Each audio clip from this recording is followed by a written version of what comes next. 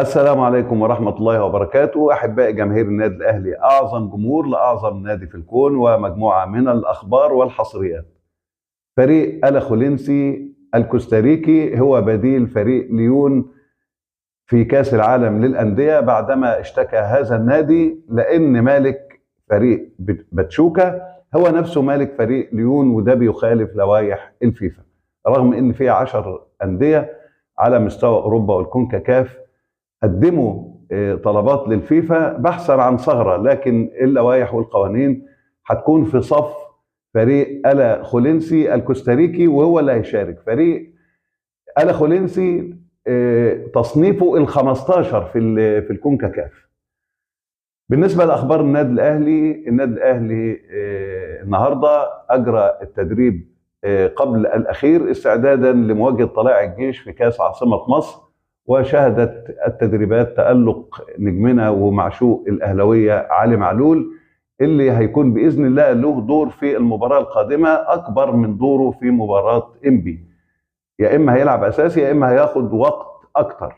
وعلى ذكر علي معلول، فتألق علي معلول خلى في اتجاه داخل النادي الأهلي لأن ياخد قرار بعدم تجديد أو عدم تفعيل بند الشراء الخاص بيحيى عطية الله، وبكده القايمة هتبقى محتاجة كمان لاعب أو هتتيح الفرصة للأهلي إن هو يضيف لاعب كمان، رغم إن الأهلي بيفاوض لاعب أجنبي، لكن الأقرب هو عودة أليو ديانج بديلا لأكرم توفيق في وسط الملعب، وتكتمل الأماكن الخمسة داخل الفريق.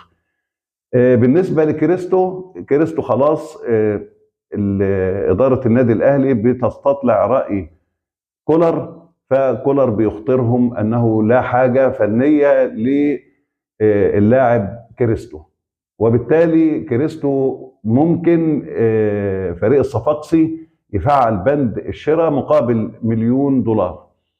الصفاقسي اشترى أو استعار كريستو مقابل $350,000 لمدة موسم، اللي هو الموسم اللي احنا فيه ده. وكريستو كان موقع للأهلي في يناير 2023، وكان عقده لمدة 5 سنوات يستمر ليناير سنة 2028. وبكده هتخلق القائمة من يحيى عطية الله وكريستو، وأيضا اتجاه كبير جدا لاستغناء عن خدمات رضا سليم، إما بالإعارة وإما بالبيع النهائي. باقي الأخبار عندنا، الأهلي النهاردة إن شاء الله بعد ساعة هيلاقي فريق الزمالك في نهائي كاس مصر. الأهلي صعد للنهائي بعد ما فاز على فريق سموحة 3-0، والزمالك فاز على سبورتنج 3-0.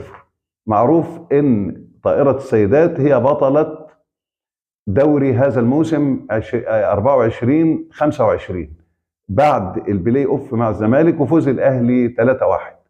للاسف الشديد طائرة سيدات الاهلي النهارده هتفتقد جهود تاتانيا بوكان البرازيلية المحترفة اللي جماهير الاهلي بتشبهها بعلي معلول في كرة طائرة السيدات.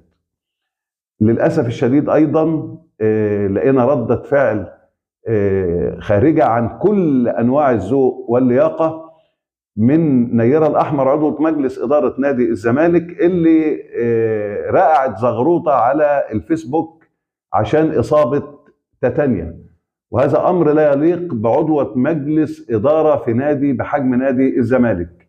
لكن يعني هنقول إيه، لا عتاب لسبب، ما هو ده برضو النادي اللي صفحته بتاعه زمالك فولي بول هي نفسها اللي نشرت واحتفت باللاعب اللي أشار بالإشارة البذيئة لجماهير النادي الأهلي اللي هو لعبة اللي ما يسواش لعبة، واحتفلوا بيه واحتفوا بيه، وكانت النتيجة إن الأهلي كسر يده في مباراة النهائي.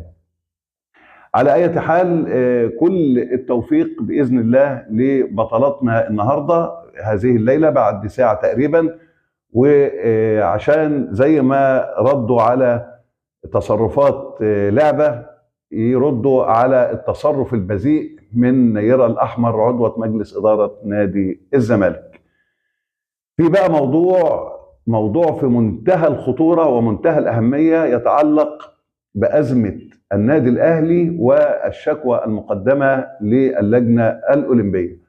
النهاردة صباح اليوم السبت الموافق 22/3/2025 عفوا، أشرف صبحي وزير الشباب والرياضة بيدلي بتصريحين فيهم تصريح في منتهى الخطورة.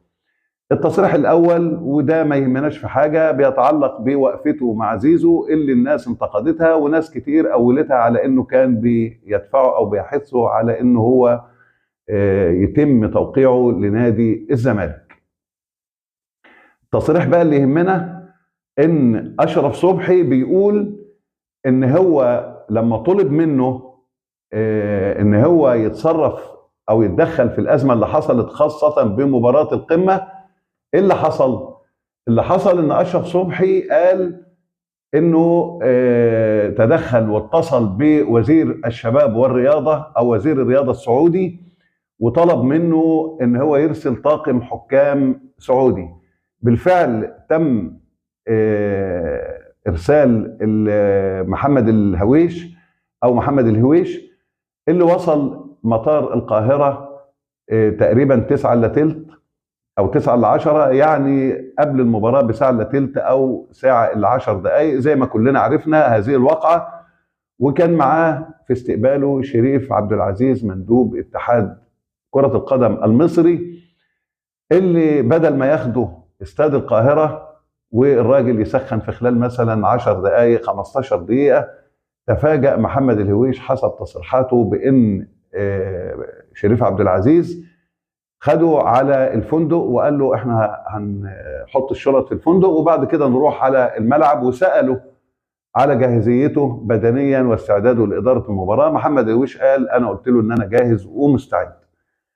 طبعا محمد الهويش لو كان خرج من المطار على ملعب استاد القاهرة مباشرة كان هيوصل مثلا 9 و10، كان ممكن قدامه 10 و20 دقيقة كمان يسخن، او ممكن المباراة كانت يعني تقام بعد في 10 مثلا، يعني كانت تتأجل 30 دقيقة بس عقبال ما الحكم وعقبال ما لاعبي الاهلي يجروا عملية التسخين، وكانت الدنيا هتبقى زي الفل.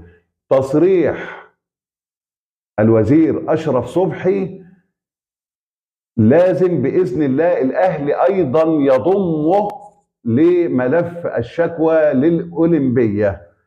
قال إيه الوزير أشرف صبحي؟ قال إن هو لما استقدم الحكم السعودي كان هناك بعض الأطراف اللي رفضت ان الحكم يدير المباراة. من هي الاطراف يا معالي الوزير؟ ما قالش، بقول بعض الاطراف.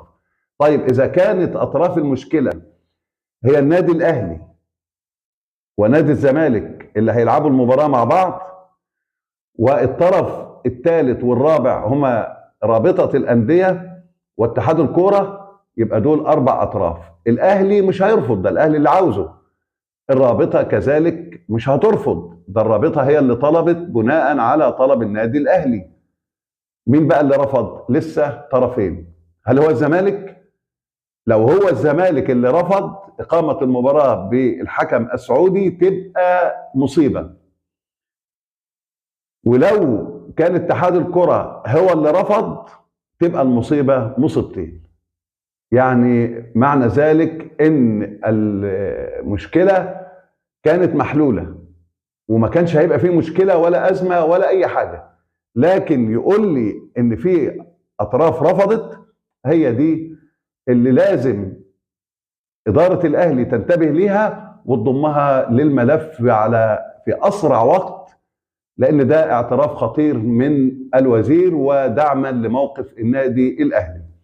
أخيرا موقف زيزو بإذن الله هيكون مع الأهلي في كأس العالم، والتفاصيل في فيديو قادم. السلام عليكم ورحمة الله وبركاته.